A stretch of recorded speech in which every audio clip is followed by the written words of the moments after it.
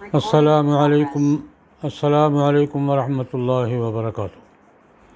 الحمدللہ رب العالمین والصلاة والسلام علی سید الرسل وخاتم النبیین وعلی آلہ واصحابہ واتباعہ اجمعین، اما بعد۔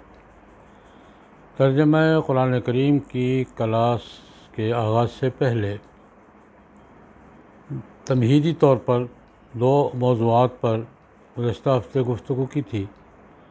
ایک یہ تھا کہ قرآن پاک کا تاریخی پس منظر کیا ہے اور قرآن پاک کا تعارف کیا ہے، خود قرآن پاک نے اپنا تعارف کیا کروایا ہے۔ دوسری گفتگو اس عنوان پر تھی کہ آسمانی تعلیمات، ان کا دائرہ کار کیا ہے، سوسائٹی کے کون کون سے معاملے میں آسمانی تعلیمات ہدایت دیتی ہے۔ ایک دو تمہیدی گزارشات اور ہیں، پھر انشاءاللہ باقاعدہ ترجمہ قرآن کریم کا آغاز کریں گے۔ ہماری آج کی گفتگو کا موضوع یہ ہے کہ قرآن پاک خود اپنے بارے میں کیا تقاضا کرتا ہے۔ قرآن پاک کے تقاضے ایک تو وہ ہیں جو مفسرین نے، محدثین نے، بزرگان دین نے اپنے اپنے ذوق کے مطابق بیان کی، ٹھیک ہے، وہ سارے ٹھیک ہیں، لیکن کچھ تقاضے وہ ہیں جو قرآن پاک خود اپنے بارے میں کرتا ہے، ہمیں ان کا ایک جائزہ لے لینا چاہیے۔ مثلا قرآن پاک کا پہلا تقاضا یہ ہے کہ قرآن پاک کی تلاوت کی جائے۔ اقرأ، سب سے پہلا حکم یہ ہے، قرأت کریں۔ جناب نبی کریم صلی اللہ علیہ وسلم کو بھی اللہ پاک نے فرمایا ان کے بارے میں، یتلو علیہم آیاتی، نبی کریم صلی اللہ علیہ وسلم لوگوں کو قرآن پاک پڑھ کر سناتے ہیں، یعنی اس کے الفاظ کی تلاوت، اس کی قرأت، اس کا سننا، یہ قرآن پاک کا سب سے پہلا تقاضا ہے۔ اور اس سلسلے میں قرآن پاک نے جو عمومی تقاضا مسلمانوں سے کیا ہے وہ یہ ہے، فَاقْرَؤُوا مَا تَيَسَّرَ مِنَ الْقُرْآنِ، قرآن پاک کی تلاوت کرتے رہا کرو جتنا آسانی سے کر سکو۔ اس کا بھی ایک پس منظر ہے جو خود قرآن کریم نے بیان کیا ہے۔ سورہ مزمل میں اللہ رب العزت نے ارشاد فرمایا، ان ربک یعلم انک تقوم ادنی من ثلثی اللیل ونصفہ وثلثہ، اللہ پاک فرماتے ہیں میں جانتا ہوں، مجھے معلوم ہے کہ آپ جناب نبی کریم صلی اللہ علیہ وسلم آدھی رات، ثلث لیل، دو حصے جاگتے ہیں، کھڑے ہوتے ہیں، قرآن پاک پڑھتے ہیں، مجھے معلوم ہے۔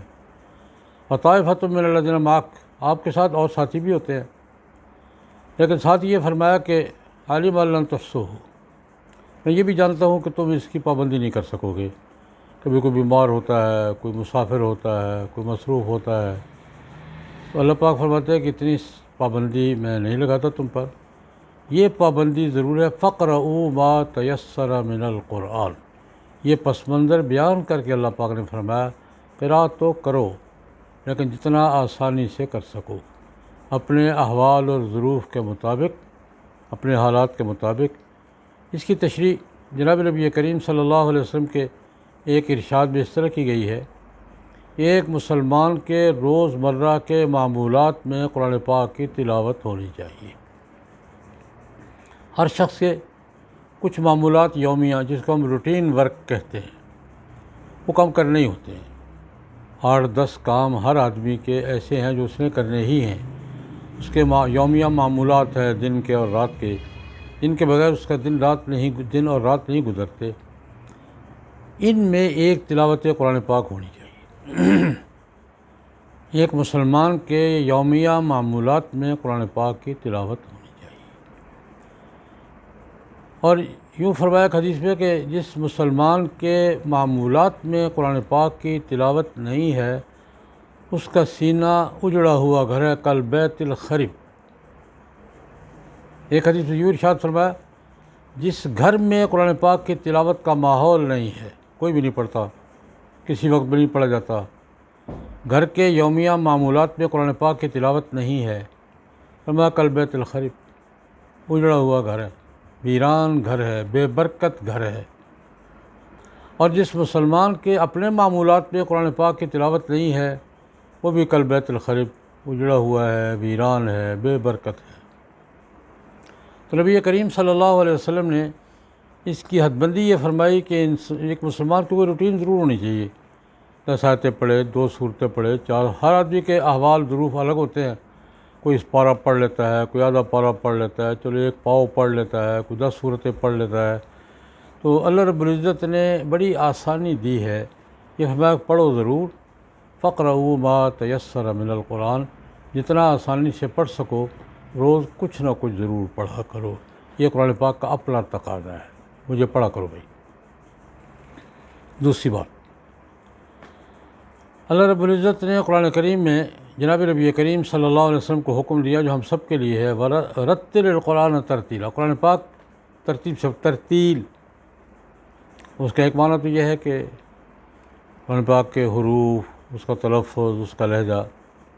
لیکن ایک سادہ سا معنی یہ ہے کہ جتنا پڑھو صحیح پڑھو یار، جتنا پڑھو صحیح پڑھو. صحیح پڑھنے کا معنی یہ ہے کہ جو زبان اور حروف اور قرات کے تقاضے ہیں. مثال کے طور پر لفظ صحیح پڑھنا چاہیے، اس کا تلفظ صحیح ہونا چاہیے، اس کی حرکات صحیح ہونی چاہیے، اس کا لہجہ صحیح ہونا چاہیے. رتل القرآن ترتیلا کا سادہ مفہوم یہ ہے کہ قرآن پاک تلاوت کرو تو قرآن پاک کو صحیح طریقے سے تلاوت کرو. کیوں؟ اگر صحیح طریقے سے تلاوت نہیں کرو گے تو خرابیاں پیدا ہوتی ہیں. مثال کے طور پر میں عرض کیا کرتا ہوں، قرآن پاک نے بھی اس کا ذکر کیا ہے. اگر لفظ صحیح نہیں ہوگا معنی بدل جائے گا. ایک لفظ آپ صحیح تلفظ کے ساتھ نہیں بولیں گے تو معنی بدل جائے گا. ہر زبان میں، صرف قرآن پاک میں نہیں، ہر زبان میں، دنیا کی کسی بھی زبان میں آپ اس زبان کا لفظ صحیح نہیں بولیں گے تو وہ معنی بدل جائے گا. دیکھنے میں، لکھنے میں وہ لفظ ایک ہی ہوتا ہے، لیکن اس کے لفظ کے بدلنے سے معنی بدل جاتا ہے. مثلا میں انگریزی کا لفظ ہی بول لیتا ہوں، یا اردو میں لکھا جاتا ہے فیس. اگر اس کو فیس پڑھیں گے تو معنی اور ہوگا، فیس پڑھیں گے تو معنی اور ہوگا. لفظ وہی ہے. اگر آپ نے صحیح نہیں لفظ بولا فیس. میں ایک واقعہ سنایا کرتا ہوں.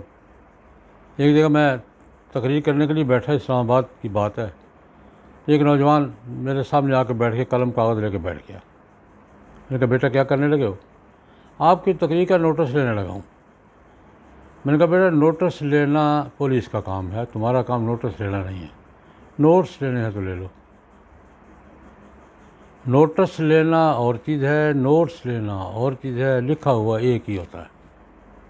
میں نے کہا بیٹا نوٹس لینا سی ٹی ڈی کا کام ہے، پولیس کا کام ہے، آپ کا کام نہیں ہے. آپ کا کام نوٹس لینا ہے، نوٹس لینا تو لے لو. اب لفظ صحیح نہیں بولا تو معنی کیا ہو گیا؟ بدل گیا.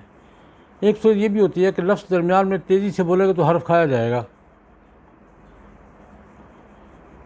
لفظ تیزی سے بولیں گے نا تو لفظ کھایا جائے گا، ایک لفظ بدل جائے گا، ایک حرف کھایا جائے گا. مثال کے طور پر اس کی شکایت تو خود قرآن پاک نے کی ہے. اذا حیوک یحییک بما لم یحییک بہ اللہ، یحییک بما لم یحییک بہ اللہ. جناب نبی کریم صلی اللہ علیہ وسلم سے فرمایا یہودی جب آپ سے سلام کرتے ہیں نا ان لفظوں میں نہیں کرتے جو اللہ نے کہا ہے. وہ کیا السلام علیکم، یہ تیزی سے بولتے ہیں السلام علیکم. اب السلام علیکم کو تیزی سے بولیں گے تو لام درمیان سے کھایا جائے گا، معنی بدل جائے گا. سلام کا معنی سلامتی، سام کا معنی موت. بخاری شریف میں ایک واقعہ بھی ہے. رسول اللہ صلی اللہ علیہ وسلم تشریف فرما تھے. اس دور کی بات ہے جب ابھی پردے کے احکام نہیں آئے تھے، سارے اکٹھے بیٹھتے تھے. حضرت رسول اللہ بھی تشریف فرما تھے، ام المومنین حضرت عائشہ بھی بیٹھی ہوئی تھی. ایک یہودی آیا تیزی سے السلام علیکم یا ابوالقاسم. حضرت عائشہ سمجھ گئی اس نے کیا کہا ہے. غصے سے بولی علیک السلام و لعنت، تجھ پہ موت پڑے، تجھ پہ لعنت ہو. وہ چلا گیا تو رسول اللہ صلی اللہ علیہ وسلم عائشہ کیا ہو گیا تھا، غصے میں کیوں آ گئی تھی؟ یا رسول اللہ آپ نے سنا نہیں کیا کہا اس نے؟ سلام نہیں کہا، سلام کہا. فرمایا میں نے بھی جواب دے ہی دیا تھا، تم نے سنا نہیں ہے؟ اس نے کہا السلام علیکم، میں نے کہا علیک، میں نے جواب دے دیا تھا. یہ لفظ میں تیزی سے بولنے سے کوئی نہ کوئی لفظ حرف درمیان میں کھایا جاتا ہے اور معنی بدل جاتا ہے. حرکت بدلنے سے بھی معنی بدلتا ہے، زیر زبر کا فرق پڑ جائے نا تو معنی بدل جاتا ہے۔ اس پر بھی ایک واقعہ ہے۔ حجاج بن یوسف کوفے کے بازار میں کسی محلے میں جا رہے تھے، گورنر تھے کوفہ کے۔ ایک مکان کے اندر سے قرآن پاک کی تلاوت کی آواز آ رہی تھی، کوئی اجنبی آدمی تلاوت کر رہا تھا۔ اب عربوں کے کلام زبان والے کے لیے مشکل نہیں ہوتا، لیکن غیر زبان والے کے لیے علامتیں زیر زبر پتہ نہیں پڑتی ہیں، یا زیب پڑھنی ہے، زبر پڑھنی ہے۔ اجنبی تھا، بیچارہ عرب نہیں تھا، قرآن پاک پڑھ رہا ہے اور پڑھ رہا ہے انما یخش اللہ من عباد العلماء ہے نا، تو وہ زیر زبر انما یخش اللہ من عباد العلماء کہہ رہا ہے۔ اس غریب کو پتہ نہیں میں کیا کہہ رہا ہوں، صرف حرکت بدلی ہے۔ اللہ کا زبر پیش میں بدل گیا ہے، پیش زبر میں بدل گئی ہے، علماء کی پیش زبر میں بدل گئی، معنی الٹ ہو گیا۔ انما یخش اللہ من عباد العلماء کا معنی یہ ہے کہ اللہ پاک سے اس کے علم والے بندے ہی صحیح معنی میں ڈرتے ہیں۔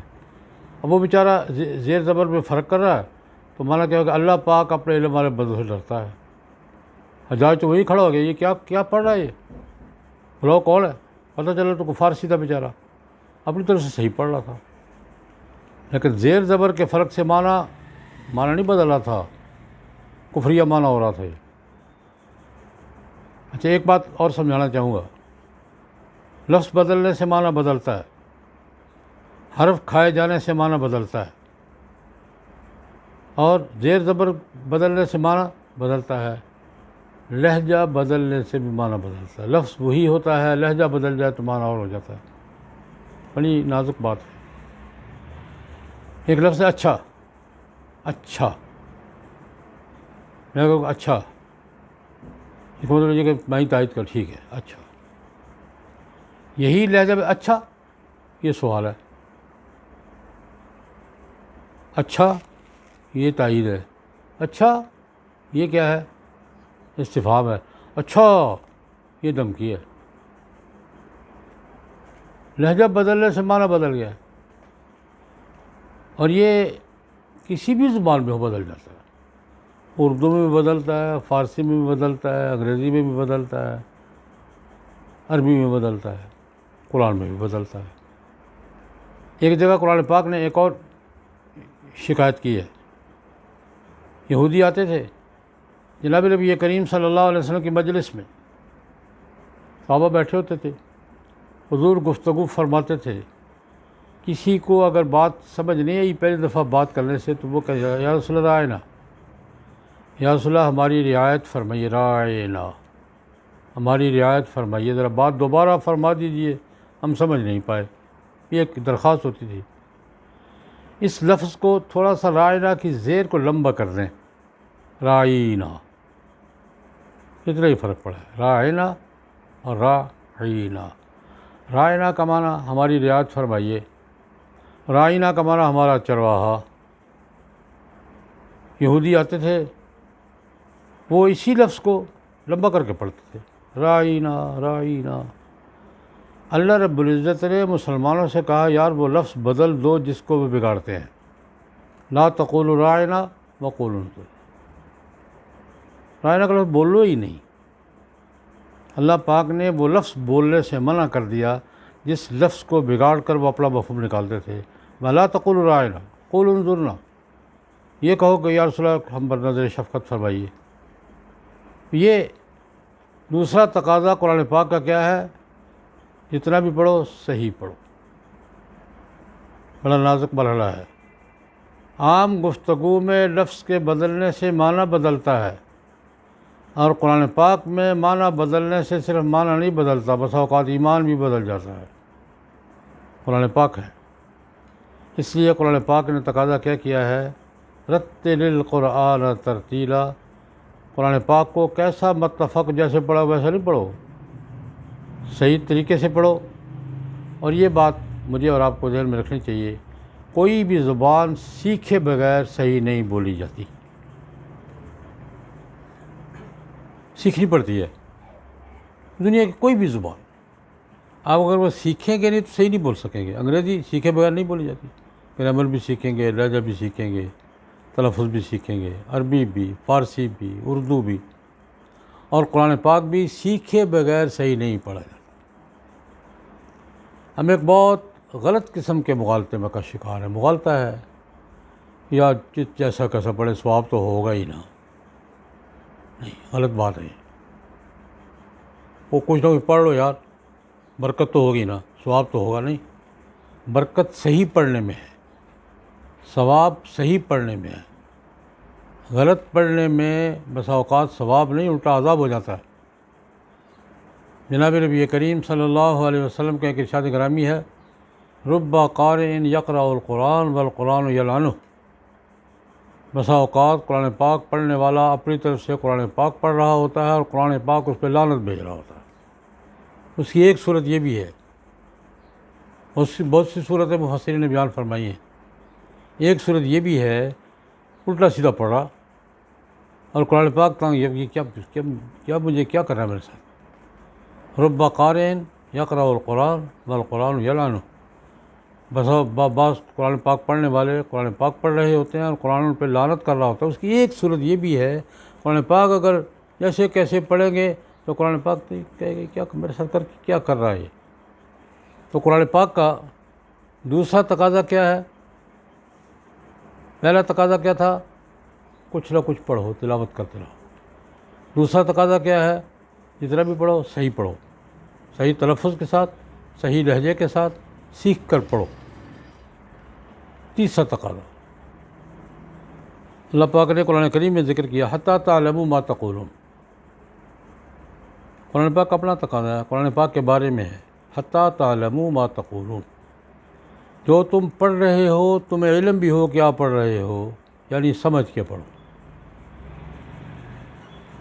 یہ قرآن پاک کا تقاضا ہے، قرآن پاک کے بارے میں ہے، حتیٰ تعلموا ما تقولون۔ جب تک تمہیں علم نہ ہو کہ کیا کہہ رہے ہو۔ اس کا سادہ ترجمہ کیا ہے کہ جتنا پڑھو سمجھ کے پڑھو قرآن پاک کیا کہہ رہا ہے۔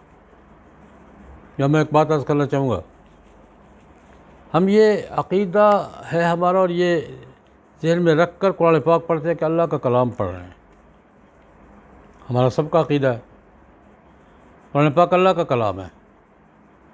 اس پہ اللہ پاک کس سے مخاطب ہے؟ ہم سے، ہم اس کا مخاطب ہیں، ہم سے باتیں کر رہا ہے۔ کوئی بڑا مجھ سے باتیں کر رہا ہو اور میں سن بھی رہا ہوں اور سمجھنے کی کوشش نہیں کر رہا تو کیا بات؟ میرا بڑا مجھ سے والد صاحب بات کر رہے ہیں، استاد صاحب بات کر رہے ہیں، پیر صاحب بات کر رہے ہیں، دفتر میں کوئی میرا باس مجھ سے بات کر رہا ہے، کوئی افسر بات کر رہا ہے، میں سن تو رہا ہوں، سمجھ نہیں رہا۔ کیا یہ دنیا میں کہیں یہ بات قابل قبول ہے کہ میرا کوئی بڑا مجھ سے بات کر رہا ہے، میں بڑا سمجھ کے بات سن رہا ہوں اور سمجھنے کی ضرورت یہ کہ سمجھنے کی کوشش ہی نہیں کر رہا، نہیں سمجھنے کی ضرورت ہی محسوس نہیں کر رہا۔ قرآن پاک کہتا نہیں یار ایسا نہیں کرو میرے ساتھ، حتیٰ تعلم، مجھے تم پتہ تو ہو رہا میرا اللہ مجھ سے باتیں کر رہا ہے تو مجھے اللہ پاک کیا کہہ رہا ہے، یا کسی بات پہ ڈانٹ رہا ہے، کسی بات کی تلقین کر رہا ہے، کیا کہہ رہا ہے اللہ پاک۔ یہ قرآن پاک کے لازمی تقاضوں میں سے ہے کہ قرآن پاک سمجھ کے پڑھا جائے۔ قرآن پاک کا حق ہے، کسی بھی گفتگو کا پہلا حق یہ ہوتا ہے، میں اس کو قرآن پاک سے ہٹ کر عام گفتگو میں بات کرتا ہوں۔ میرے نام کسی کا لیٹر ہے، وہ میرا چاہنے والا ہے یا میرا مخالف ہے، لیکن مجھے معلوم خط میرے نام ہے، تو میں خط کو سب سے پہلے پڑھ کر سمجھنے کی کوشش کروں گا۔ اگر میری مرضی ہے جواب دوں نہ دوں، الٹا دوں سیدھا دوں، بات مانوں نہ مانوں، بات کی بات ہے، لیکن کسی دشمن کا بھی خط ہے تو میں سمجھنے کی کوشش ضرور کروں گا کہ مجھے کہا کیا ہے۔ ویسے نہیں فائل میں لگا دوں گا یا ردی کی ٹوکری میں پھینکوں گا، یہی ہوتا ہے نا۔ معزز خط ہو تو فائل میں لگتا ہے، فضول خط ہو ردی کی ٹوکری ڈسٹ بن میں جاتا ہے۔ میں نہ فائل میں لگاؤں گا نہ ڈسٹ بن میں پھینکوں گا جب تک سمجھ نہ لوں کہ اس میں لکھا کہ مجھے کیا کہا گیا ہے۔ ایک قرآن پاک واحد کلام ہے جس کے بارے میں ہم یہ جانتے ہیں کہ اللہ کا کلام ہے، ہمارے لیے ہے، اور سمجھنے کی ضرورت محسوس نہیں کرتے۔ اس سے اگلی بات ذرا غور فرمائیں، قرآن پاک میں کلام کون کون کرتا ہے؟ اللہ پاک کس سے کرتا ہے؟ مجھ سے۔ یہ تو مجھے یقین ہے نا، جن سے اللہ باتیں کر رہا ہے اس میں میں بھی ہوں کہ نہیں ہوں؟ اللہ پاک قرآن پاک میں مجھ سے باتیں کرتا ہے اور میں سمجھنے کی ضرورت محسوس نہیں کرتا۔ کیسی عجیب بات ہے۔ اس سے اگلی بات، قرآن میں تو اللہ باتیں کرتا ہے، مجھ سے کرتا ہے۔ نماز میں کون باتیں کرتا ہے؟ میں۔ کس سے کرتا ہوں؟ اللہ سے۔ کیسا عجیب کلام ہے، کیسا ڈائلاگ ہے کہ میں اللہ سے باتیں کر رہا ہوں، اللہ مجھ سے باتیں کر رہا ہے۔ نہ میں اپنی سمجھ رہا ہوں نہ اس کی سمجھ۔ وہ کیا کہہ رہا ہے مجھے کچھ پتہ نہیں، میں کیا کہہ رہا ہوں مجھے کچھ پتہ نہیں۔ اور وضو کر کے قبلہ رخ ہو کر ہاتھ باندھ کر اللہ سے باتیں کرتا۔ دنیا میں ایسا ڈائلاگ کہیں دیکھا ہوگا، سنا ہوگا؟ ڈائلاگ ہو رہا ہے۔ باتیں کرنے والے کو نہ اپنی سمجھ آ رہی ہے نہ اس کی سمجھ آ رہی ہے۔ اگر ناراض نہ ہو تو میں، جو آدمی باتیں کر رہا اور اس کو خود سمجھ نہ آ رہا ہوں میں کیا کہہ رہا ہوں، اس کو کیا کہتے ہیں؟ ہمیں کوئی آدمی نظر آئے باتیں کر رہا ہے اور یہ محسوس ہے کہ اس کو پتہ نہیں میں کیا کہہ رہا ہوں، اس کو پتہ ہے میں پتہ ہی نہیں میں کیا کہہ رہا ہوں، تو ہمارا تاثر اس کے بارے میں کیا ہوتا ہے؟ اور ہم یہ کام روزانہ نماز پڑھنے والے بھی 5 وقت پڑھتے ہیں، وضو کر کے کرتے ہیں، قبلہ رخ ہو کے کرتے ہیں، اللہ کے گھر میں آ کر کرتے ہیں، بڑے مزے سے اللہ سے باتیں کرتے ہیں۔ نہ اس کی باتوں کا وہ پتہ ہے نہ اپنی باتوں، میں کیا کہہ رہا ہوں مجھے کچھ پتہ نہیں، اللہ کیا کہہ رہا ہے مجھے کچھ پتہ نہیں۔ اللہ پاک کہتا ہے، یا قرآن پاک کہتا ہے میرے ساتھ ایسا نہیں کرو یار، میرے ساتھ ایسا معاملہ نہیں کرو۔ میرے ساتھ جب باتیں کر رہے ہو نا تو پھر کہ حتیٰ تعلموا ما تقولون، جو کہہ رہے ہو تمہیں سمجھ بھی آ رہی ہو کہ میں کیا کہہ رہا ہوں۔ یہ قرآن پاک کا مجھ سے اور آپ سے تیسرا تقاضا ہے۔ چوتھا تقاضا جو قرآن پاک خود کہتا ہے، جناب نبی کریم صلی اللہ علیہ وسلم پر قرآن پاک نازل کیا، کئی جگہ ذکر کیا قرآن پاک۔ ایک جگہ ذکر کیا انا انزلنا الیک الکتاب بالحق لتحکم بین الناس بما اراک اللہ۔ قرآن پاک کا ایجنڈا بیان کیا ہے۔ انا انزلنا الیک الکتاب بالحق، ہم نے آپ پر کتاب اتاری ہے۔ کیوں اتاری ہے؟ تاکہ آپ اس کے ساتھ لوگوں کے معاملات کے فیصلے کریں۔ قرآن پاک حکم ہے، حاکم ہے، قانون ہے۔ قرآن پاک اس لیے آیا ہے کہ ہماری زندگی کے معاملات، ہمارے فیصلے قرآن پاک کے مطابق ہوں۔ قرآن پاک کا اصل ایجنڈا ہی ہے لتحکم بین الناس بما اراک اللہ۔ اللہ پاک نے آپ کو قرآن پاک میں جو راہ دکھائی ہے، جو ہدایات دی ہے، یہ جناب نبی کریم صلی اللہ علیہ وسلم سے کہا جا رہا ہے ان احکم بینہم بما انزل اللہ ولا تتبع اہواءہم۔ آپ لوگوں کے معاملات فیصلے کریں، لوگوں کی کو ہدایات بھی دیں، فیصلے بھی کریں، حکومت بھی کریں، قانون بھی چلائیں۔ کس کے ساتھ؟ ان احکم بینہم بما انزل اللہ ولا تتبع اہواءہم۔ 3 جملے اللہ پاک نے یہاں فرمائے ہیں، ہمیں تینوں پر غور کرنا چاہیے۔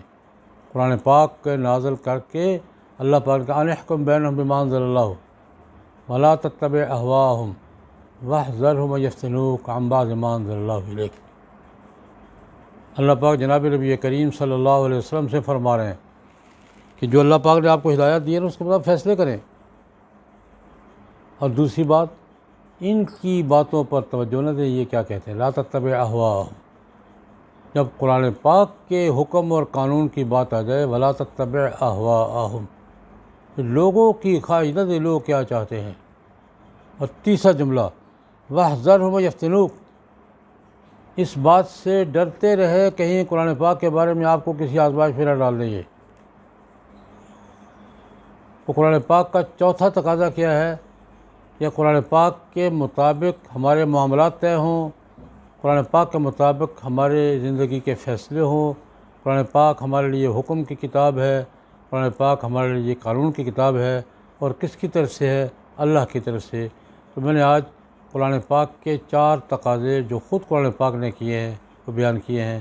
قرآن پاک کہتا ہے مجھے پڑھا کرو، کوئی نہ کوئی معمول بنا لو۔ دوسری بات، جتنا پڑھو صحیح پڑھو، کوئی لفظ تلفظ لہجہ غلط نہیں ہونا چاہیے۔ تیسری بات، جتنا پڑھو سمجھ کے پڑھو میں کیا کہہ رہا ہوں۔ اور چوتھی بات، جو پڑھ لو اس کے مطابق اپنی زندگی کے معاملات طے کرو۔ یہ قرآن پاک کے اپنے بیان کردہ تقاضے ہیں۔ اللہ پاک ہم کو عمل کی توفیق عطا فرمائے۔ اللہم صلی علی سیدنا محمد النبی الامی وآلہ واصحابہ وبارک وسلم۔